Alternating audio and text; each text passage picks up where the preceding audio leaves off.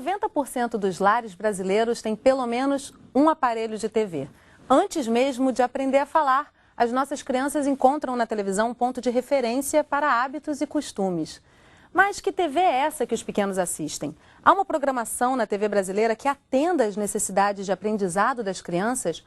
Com quantos anos é adequado se apresentar a dita babá eletrônica para os nossos filhos? Hoje o assunto é a TV que a criança vê e quem está com a gente no estúdio é Raquel Pacheco, pesquisadora em mídia, crianças e jovens da Universidade Nova de Lisboa. Raquel, muito obrigada pela sua participação no nosso programa. Foi um prazer, obrigada. Eu que agradeço o convite, Yasmine. E eu acho até engraçado você ter essa fala do início, porque antes de eu ter a minha filha, eu falava, eu nunca vou usar a TV como babá eletrônica, é um absurdo, eu criticava muito os pais que faziam isso. Depois que eu tive minha filha, eu percebi que é um mal necessário.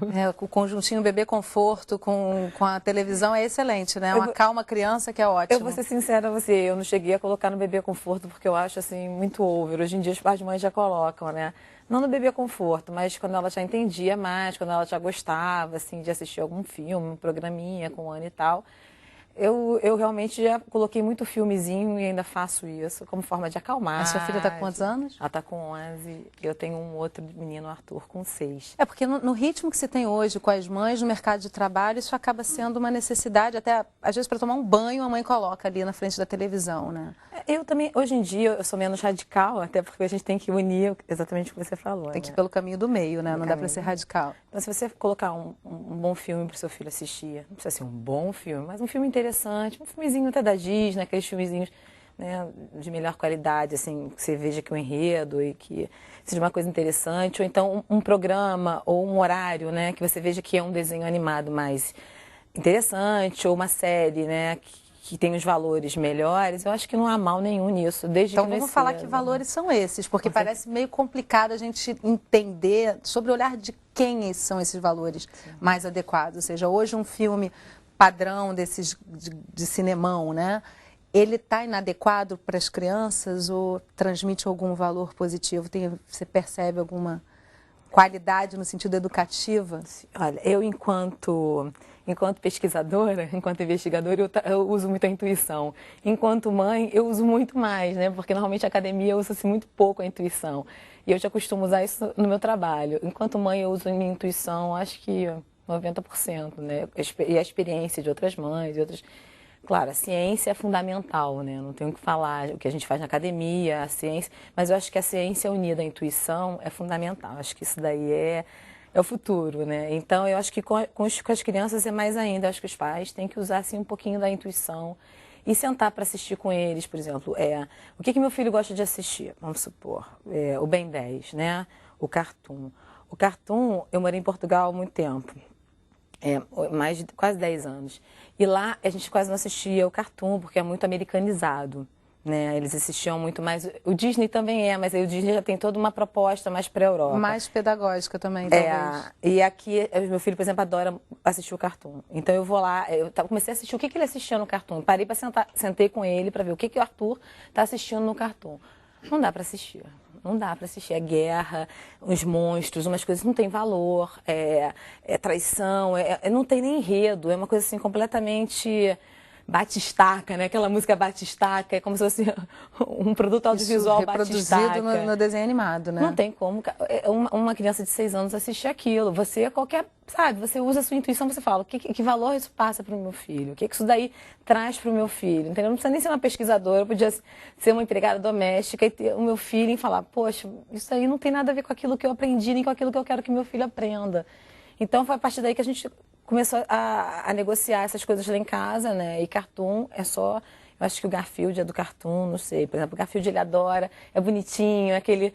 Então é uma coisa assim mais engraçada, então pode assistir. Acho que passa a Turma da Mônica, eu não sei bem. E ele é politicamente incorreto, né? Assim, fica claro que ele é politicamente incorreto. Então, para a criança, aquele comportamento fica muito óbvio que não é o ideal. Exatamente. Agora, a gente vai voltar daqui a pouco a falar desse conteúdo que essas crianças veem, mas eu queria trazer um pouco da sua trajetória profissional. Você acabou de citar que você morou um tempo em Portugal, 10 anos, né? Sim. Você lá integrou a rede de trabalho do projeto Criança e Consumo. Como é que foi esse trabalho e... Já mesclando um pouco com a sua experiência de Portugal, o que o Brasil tem nessa área? Bom, desculpa, eu vou te... Tem uma correção. Eu te corrigi. Pode falar. Na verdade, a Criança em Consumo é aqui do Brasil, é o Alana, não é uma ONG, é sediada em São Paulo, e tem a Rede de Trabalho Criança e Consumo, faz um trabalho maravilhoso aqui no Brasil, um trabalho de ponta, um trabalho assim que é reconhecido no mundo inteiro. E é um trabalho assim que me deixa muito orgulhosa de ser brasileira. Uhum. E lá em Portugal eu levava um bocadinho e tentava passar para lá um pouquinho disso que a Alana faz aqui, né, que é o projeto através do projeto Criança e Consumo. O projeto Criança e Consumo, ele luta mesmo, né, por aquilo que a publicidade exibe para a criança. Hoje em dia a gente vê, é chocante, né, a falta de valores, o estímulo ao capitalismo, ao materialismo, ao consumo, né, de se digerir e passar aquilo. E né? como a publicidade se apropria da inocência da criança, já sabendo que ela é uma multiplicadora dentro de casa e que ela vai consumir, vai sugerir para os pais ou até implorar para os pais que tenham aquele consumo, né? Sabe-se que ela é uma boa vendedora, né? Eles jogam muito com isso. E os pais, sem tempo também, vão logo entregar esse produto para ser consumido para ficarem em paz, vamos dizer assim. Né? O projeto Criança e Consumo surgiu com a Ana Lúcia, que é a presidente, né, dessa associação, dessa ONG, e ela trabalhava num bairro muito pobre em São Paulo, e ela via que as crianças não tinham comida, mas tinham a sandalinha que passava na televisão. Elas não tinham, mas elas tinham um joguinho, elas não tinham nem o que comer, moravam numa casa sem menor infraestrutura, às vezes não tinha nem banheiro, e elas tinham certas coisas que não condiziam com isso. Por quê? Porque a mídia de massa, né, ela ataca crianças de uma forma, assim, cruel, né? É cruel, realmente. Ela é bem focada na criança hoje, né? Existe uma série de livros, né, sobre isso, uma série de pesquisas nessa área já. E a gente vê, que as crianças estão realmente entregues, assim. E em comparação com o resto do mundo, não digo só em Portugal, mas na Europa você deve ter observado alguma diferenciação. Em alguns países existe uma legislação bem mais aprofundada sobre esse assunto, há limites bem mais claros, alguns países inclusive proíbem a propaganda voltada para crianças. Como é que está isso no resto do mundo e o Brasil está muito atrasado nesse contexto? Eu acho que no Brasil, eu estava até lendo, quando eu estava vindo para cá, aquele livro Classificação Indicativa, e aqui a gente tem muita coisa... O que é esse livro, só para a gente fazer essa... O livro Classificação Indicativa é o livro que está no site do Ministério da Justiça, que discute porque a classificação indicativa dos programas que passam na televisão, os programas audiovisuais, não só na televisão, mas do cinema, enfim, eles são... é uma política pública. Então, eles são catalogados, o que as crianças podem ver ou não. Isso é uma discussão enorme, você vai falar dos programas sobre isso, né? É uma discussão muito interessante, que é uma política pública bacana, é uma política pública que a gente tem que se apropriar, mas no Brasil a gente tem medo, assim, de se tornar censura, né? Que a coisa se torne censura. Ainda tem um resquício ali da época da ditadura e que qualquer coisa que se fale de limitação é difícil também, é uma linha bem tênue, né? Porque quem é que vai dizer qual é o apropriado? Pois né? eu acho que isso daí, a mídia joga um bocado com isso, porque a mídia, ela quer ser dona da situação, né? Ela não quer discutir nada relacionado a ela, porque ela tem, eu acho que os meios de comunicação de massa, eles têm medo de começarem a discutir coisas voltadas para a comunicação, que são fundamentais, que nos países lá fora já se discute, não é? E aqui no Brasil não se deixa discutir, porque eu acho que eles têm medo da gente começar a mudar e começar o poder público dar as regras, né? A gente começar, a sociedade dar as regras, que é o correto. Então não se discute nada, mas classificação indicativa é fundamental, não tem nada a ver com censura, porque classificação indicativa num país democrático tem que ter a presença da comunidade, dos especialistas, das crianças, dos adolescentes, por exemplo, na BBC em Londres, né, que é uma TV pública, né, uma TV pública super conceituada. O que eles fazem? No site, eles botam ali os programas para as crianças e para os jovens. E aí você vai vendo qual é a classificação que você dá para o programa. Vamos supor, tem violência? Tem. Então vamos supor Matrix, né? Aí tem uma cena que a mulher pega a faca e fura, né, o cara, dá uma facada no cara. Então vamos cortar essa cena, você pode até editar, você pode tirar essa cena e botar sem a cena da facada. Não dá para ficar melhor? Tira o sentido do filme? Não. Então, mas no Brasil isso seria considerado censura imediata, né? Seria um corte de censura. Mas acho que uma criança de 11 anos, ou 12 anos, ou 14 anos, precisaria assistir essa cena da mulher dando uma facada no cara, ela poderia assistir o filme, não sei se é esse filme, mas sem essa cena e daria o mesmo sentido, não é? Bom, queria até rapidamente citar com você antes do nosso intervalo sobre um estudo publicado na revista Pediatrics, que afirma que cada hora passada em frente à TV aumenta em média 10% as chances de que a criança seja hiperativa. Você já ouviu falar nisso? Concorda com isso? É bom, quem que vai discutir, né, com o artigo da Pediatrics? Mas eu acho que a criança fica ali, se ela fica numa situação meio que abandonada ali em frente da televisão, exposta ao que vem, realmente ela pode ser hiperativa, ela vai ter problema na escola, porque na verdade não é a televisão em si. É como isso daí é articulado dentro da casa da pessoa, não é? Você deixa a criança ali em frente à televisão, exposta a qualquer tipo de programa. Pensa bem, é isso que a gente está falando, vamos supor, é um filme de violência, uma criança que não tem ainda, não esteja preparada psicologicamente, biopsicossocialmente para assistir aquilo, para ter acesso àquilo. Aquilo ali não vai fazer bem à criança, realmente vai fazer até o fato dela estar ali paralisada em frente à televisão, ela deixa de gastar uma energia, né? Antigamente as crianças corriam muito mais, brincavam muito mais, havia muito mais jardins do que hoje, né? Então, quer dizer, talvez esse dado tenha também a ver com a falta de utilização dessa energia da criança, né? Ela fica hiperativa porque ela deixou de Eu acho que é tudo junto, né? acho que é tudo junto, né? Porque, por exemplo, às vezes eu falo para meus filhos, vamos acalmar, vamos ver um pouquinho de televisão, porque eles brincam tanto, tão suados, tão cansados, eles precisam acalmar, vamos ler um livro, vamos ver, porque assim, hoje em dia, eles são do audiovisual, né? As telas, hoje em dia, fazem parte dessa geração, né?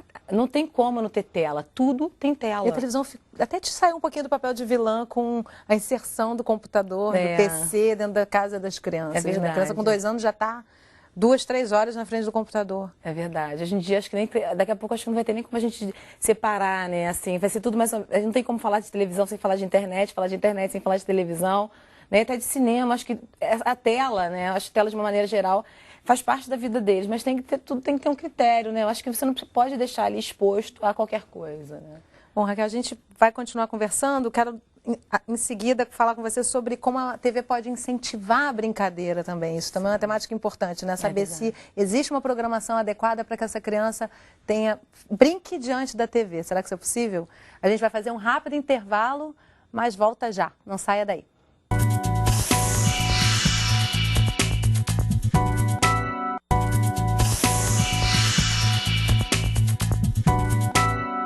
Estamos de volta conversando sobre a TV que a criança vê. E quem está com a gente no estúdio é Raquel Pacheco, pesquisadora em mídia, crianças e jovens da Universidade Nova de Lisboa. Raquel, então vamos voltar para aquela proposta de questão que eu te coloquei no final do bloco. Como é que a TV pode incentivar a brincadeira em vez de deixar a criança paralisada em frente a uma tela? Existe uma programação que possa trazer essa oportunidade para a criança? Pois é muito legal você falar sobre isso, porque a gente às vezes critica, né, e demoniza muito a televisão. E a gente nunca propõe nada de diferente, né? Nada de novo. Criticar é muito fácil, né? E muitas vezes os meios de comunicação utilizam esse argumento quando falam, vocês falam muito, vocês reclamam muito, mas vem aqui fazer programa para criança para você ver como é que é difícil. E realmente é difícil. Entreter criança é super difícil. Não, né? é porque assim, se você faz uma coisa muito didática, eles não gostam. Então fica aquele programa que ninguém vê e no mercado isso daí não funciona. Se você faz uma coisa muito comercial, aí são os especialistas, os pais que vão contra isso, né? Eu acho que a gente tem que chegar ao meio termo, né? O meio termo é difícil, mas a sociedade cada vez mais, né? A gente está em 2012, a gente tem que chegar ao meio termo, a gente tem que começar a ver o equilíbrio natural, né, de tudo. Utilizar os aprendizados passados, né, também, do que já se vivenciou em termos de programação, o que deu certo e o que não deu, né? Exatamente. Eu tenho um programa, tem um desenho que passa, desculpa se eu erro, assim, às vezes o canal, porque... Lá em casa, eu até prefiro que você não cite o canal. Então ótimo, mas assim, tem um desenho animado que passa, uma menina de São Paulo que faz, assim, uma produtora, e ela que desenha, ela que faz, eu esqueci o nome também, mas é muito bacana porque ela fala de temáticas brasileiras, e é muito difícil, por exemplo, você ligar a televisão e você ter temáticas brasileiras na programação, né? Normalmente, aquilo ali são ideias... americanas, não é? É uma catequização, né?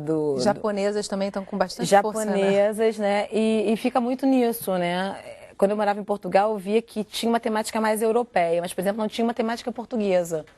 A matemática, por exemplo, da neve. Lá em Portugal não neva, em Lisboa não neva, né? Na maior parte de Portugal não neva, só na Serra da Estrela. Então, a neve não tem a ver com a realidade daquelas crianças, né? Quando vem o inverno, elas não têm neve, mas, por exemplo, no inverno, os desenhos, enfim, as séries eram de neve, e não sei o que, o frio, fica... É diferente, por exemplo, da realidade de lá. Isso aí é uma coisa básica, né? Porque tem... A cultura é completamente diferente, chegam coisas... Você está numa fase de formação da personalidade da criança, né? Então, o que acontece com essa criança depois de passar a primeira parte da vida, a infância inteira, ouvindo valores e culturas, questões culturais de um outro país? O reflexo disso. Eu acho que isso é um bocado complicado, né? Porque eu acho que descaracteriza muito, que é o que está acontecendo hoje em dia. Mexe com a autoestima da criança em termos de nacionalidade, em termos de Por exemplo, cultura. aqui no Brasil, né? Que as crianças são, uma grande parte, negras, né? Mas é muito difícil você ver esse tipo de criança ser representada na televisão, não é? As crianças que são representadas na televisão são aquele estilo europeu, não é? São crianças que não... Eu acho que é bacana eles terem acesso a coisas multiculturais, né? Mas entrando no contexto multicultural, né? Vamos conhecer crianças. Eu lembro de que tinha um programa que falava assim, vamos conhecer crianças do mundo inteiro. Então, cada uma falava como é que ia para a escola, como é que se vestia. E era super bacana esse programa que contava a história de cada criança. A criança contava a sua própria história. Isso é uma forma legal de você estar trabalhando isso. Existem muitas formas bacanas de você trabalhar isso. Eu acho que você tem que respeitar a cultura local e ter o debate, o diálogo com a sociedade, né? Sem ter medo, né? Eu acho que o mercado não possibilita isso por uma questão financeira, por uma questão de estar na hegemonia, e porque hoje em dia os grandes grupos de comunicação de massa estão na mão de pessoas assim, muito mal preparadas e muito envolvidas, né, com outras coisas, né, só com o mercado, só com dinheiro. Né? Você está falando de valores culturais de outros países. O Brasil tem um valor cultural muito arraigado no folclore. E Sim. O folclore é importantíssimo para a criança brasileira, né? Traz o lúdico, traz o aprendizado, a história brasileira, enfim. Há espaço para isso na TV brasileira? Você vê algum exemplo de utilização desse folclore na TV que chegue até as crianças? Não por esses canais que você já citou, internacionais, mas, enfim, dentro da própria programação brasileira, existe espaço para o folclore? Eu acho que é muito pouco, assim. Eu acho que a TV pública aqui no Brasil, eu acho que é ela que tem a melhor qualidade de programação. Porque, na verdade, o que é a televisão? A televisão é concessão, né?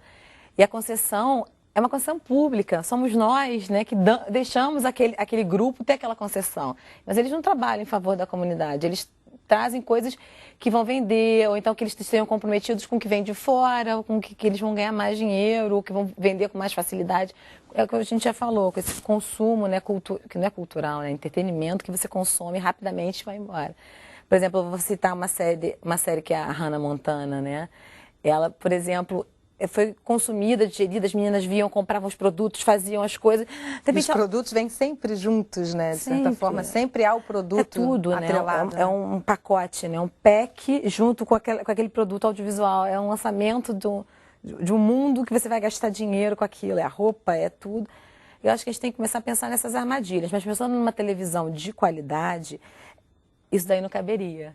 Mas isso daí não caberia, seria um outro tipo de televisão. Mas o outro tipo de televisão não daria tanto dinheiro, tanto retorno financeiro como esse. E por isso que a gente não discute isso, não é? Porque para que a gente vai discutir? Quando a gente for discutir já está claro. Dá para se fazer uma televisão de qualidade? Dá. Dá para fazer uma programação de qualidade para as crianças? Está provado isso. Em vários canais, principalmente nos públicos, aqueles, né, que são mesmo, que o governo tem ali, são os melhores. Claramente não devem ter uma finalidade lucrativa, né? Exatamente. Agora, aqueles que são concessão, que também não deveriam ter esse ganância, né? Essa coisa do dinheiro. Essa concessão tem que ter um limite, né? Tem que ter um limite. Agora, então, vamos falar de limite, voltando lá para o comecinho do programa, a gente falou rapidamente sobre isso. Aonde se dá esse limite? Até uma pesquisa realizada recentemente estabeleceu que a partir dos 2 anos é menos nocivo, ou seja, até os 2 anos é extremamente nocivo se colocar uma criança em frente à TV.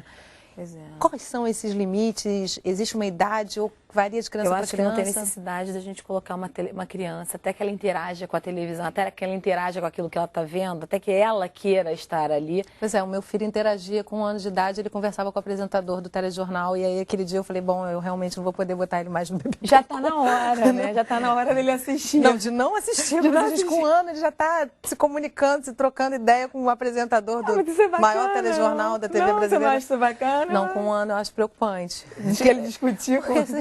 É engraçado, acho que também tem isso, né? A gente se encanta com a interação que a criança tem e qualquer bonequinho vai ficar mais... ele vai interagir com aquele bonequinho porque é fofinho e tal. E a programação, ela também pega pelo pé aí, né? Ele achava o William Bonner fofinho e discutia com ele. Ele achou ótimo, fabuloso. Já estava fazendo debates, assim, de políticos ali, mas... Qual é o limite disso? Eu depois falei assim, gente, ele tem 1 ano de idade, ele não está na idade ainda de ficar em frente à televisão. Aí, Yasmine, sinceramente, eu não acho certo a mãe parar, botar um bebê conforto na frente da televisão Também e deixar não. a criança. Eu acho isso super errado. Isso daí, sabe, já tem pesquisas sobre isso. A Susan Lin, ela tem uma pesquisa enorme sobre isso. Não tem necessidade, entendeu? Isso daí é cruel. Aí eu acho que os pais estão reforçando, né, esse modelo, né, econômico, materialista, consumista. Amigas minhas, não muitas, graças a Deus, mas algumas, botava a cadeirinha de comida do filho em frente à televisão e dava a comida, porque a criança fica ali assim, né, chapada. É um caminho mais fácil, né? Hipnotizada e comendo. É muito fácil, né? Eu não é à toa que se chama babá eletrônica, né? Porque Mas é diferente, ela pode ser uma babá eletrônica, por exemplo, no momento que você está precisando fazer alguma coisa, e botar uma coisa de qualidade para o teu filho assistir e falar, tudo bem, ele está ali quietinho, está assistindo uma coisa de qualidade, ufa, vai me dar 2 horas de tranquilidade para eu poder fazer uma coisa, porque ele já brincou, porque ele já fez, porque ele já brincou no quarto, porque ele já fez outras atividades e agora talvez seja o momento dele parar e descansar. Tá ali, descansando, não sei o quê. Outra coisa é você pegar um bebezinho e botar ele de frente para uma televisão para assistir uma coisa que não tem nada a ver, que ele não pediu. É que nem você dar chupeta para uma criança. Você pegar uma chupeta e enfiar na boca da criança. A criança não pediu a chupeta. Né? Espera, vamos ver o que acontece, né? Não vamos viciar, vamos esperar. Esses limites precisam seguir uma lógica, então, né? Uma lógica de consciência, né? Mas acho que não tem problema seu filho discutir com o âncora do Então, você já citou, isso foi engraçado, mas foi só uma situação rápida. Agora, você citou no início também do programa a importância dos pais assistirem a programação junto com as crianças. Além de assistir, como é que se desenvolve o senso crítico dessa criança na hora que ela começa a assistir? Ou seja, a proibição está um pouco fora de moda. Me parece que às vezes até você proibindo, a criança fica mais instigada ainda a assistir um determinado desenho, porque todas as crianças assistem. Como é que se instiga esse senso crítico de uma criança pequena e até os 10, 11 anos, quando ela realmente já começa a debater e conversar sobre determinados assuntos? Concordo com você, com a sua opinião. Sou da mesma opinião que você. Agora, eu acho que o senso crítico pode começar antes. Eu, pelo menos, sento com meus filhos e converso desde que eles começam a entender e discutir os valores. Vocês acham aquilo correto? Você acha bacana aquilo que está acontecendo? Então, poxa, que legal. Pois isso é uma amizade. Ou então, a gente começa a discutir os valores que passam ali. É normal, né? A gente começar a discutir, porque eu não entendo por que as pessoas precisam assistir televisão em silêncio e se elas ficam sentadas ali 1 hora, 2 horas em silêncio, como se elas estivessem recebendo aquilo e nunca se fala sobre aquilo e vai-se embora e no outro dia faz de novo e ninguém discute sobre aqueles valores, sobre aquilo que está passando, sobre até questões estéticas, até por que a gente está gostando daquilo, por que não vai discutir? Eu converso com meus filhos desde pequenininhos sobre isso. Até minha filha às vezes fica, você é meio chata, tudo você fala. Eu falo, sim, é pra gente falar um pouco sobre isso, por que não pode falar? Deixa eu ficar um pouquinho quieta, tá? Eu também. Aí eu o Garfield tem uma tirada ótima sobre isso. Ele fala assim, bom, as pessoas estão dizendo que não se conversa mais, afinal de contas, para que servem os comerciais, né? É pra isso. Bom, para a gente finalizar o programa, Raquel, a gente tem mais um minutinho aí pela frente. Até onde que a gente deveria regulamentar isso? Quais são os limites legais? Eu te pergunto como profissional de pesquisa mesmo e como mãe, quais seriam os limites ideais se a gente fosse pensar numa TV brasileira melhor, mais aprimorada, sobre o olhar da criança, essa TV que a criança vê? Então, a gente pode ir até onde? Eu acho que a gente primeiro tem que parar de botar a televisão como se ela fosse uma coisa fechada, hermeticamente fechada, não é? Como a gente já falou, aqueles canais são concessão. A gente tem que discutir, a sociedade tem que discutir, as crianças têm que participar dessa discussão, os adolescentes, os pais, as escolas, os profissionais, todo mundo tem que discutir essa televisão. Eu acho que a partir daí a gente pode dizer, ok, isso daí não passa valores para uma criança de 4 anos, ok, isso não passa bons valores, isso daí não é educativo para uma criança de 13 anos, né? Vou te dar um exemplo pessoal. O filho de uma amiga minha estava assim, 11 anos, muito à frente, assim, com as coisas que não faziam sentido para onde ele estudava, para o grupo de, pessoas, de crianças que ele convivia, não fazia sentido os valores que ele estava tendo. E a gente começou a pesquisar o que pode ser, o que pode ser, o que pode ser. Aí a gente sentado conversando com ele, falando, mas por que você está falando isso? Mas por que... Aí, mas como é que... Aí ele começou a falar de uns filmes esquisitos, a gente falou, mas onde é que você viu isso? Ah, quando eu estava na casa da minha tia. Ah, quando eu passei de tarde na casa de fulano. Você não vai conseguir tolher a criança de ver as coisas em outro lugar, né? Não, eu acho que nem é isso, assim, eu acho que a classificação é fundamental, a discussão é mais importante, todo mundo discutir sobre a programação, o que é uma programação de qualidade, qual é a classificação daquela programação, o que é legal passar. A construção do senso crítico, né, Mas Raquel? Exatamente, a construção do senso crítico, tanto dos pais quanto dos alunos, esse debate é fundamental e é um processo educativo, é um processo de educação. Mas mais do que isso, quem dá a palavra final são os pais. Tá dito então, Raquel. Muito obrigada pela sua participação no nosso programa. Eu que agradeço, Yasmine, estar aqui no Canal Saúde. E o canal tá fazendo um trabalho, sempre fez, um trabalho muito bacana. Eu que agradeço poder partilhar aí um pouquinho do que a gente sabe com as pessoas que estão em casa também. Obrigada, Raquel. Obrigada a você que acompanhou o Sala de Convidados Entrevista. Amanhã, o programa é sobre a TV como ferramenta de educação. Se você quiser rever ou gravar o programa de hoje, é só entrar no nosso site, canalsaude.fiocruz.br. Para comentários, você pode mandar um e-mail para canal@fiocruz.br. A gente se vê amanhã. Até lá!